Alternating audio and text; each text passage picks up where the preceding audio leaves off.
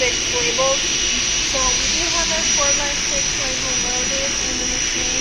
There's another video on how to load the material. So for this, we're just going to go to our downloads and pick what we want to print. You're going to open the JPEG. I'm going to go print. I'm going to make sure you're on L801. We want 1 copy. Paper size is going to be 4x6. Photo also 4x6. And I don't like that white space there, so we can go portrait.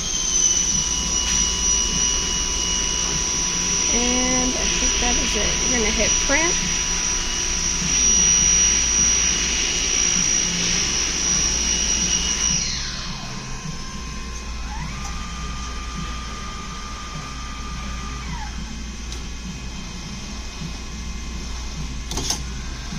And that is your label.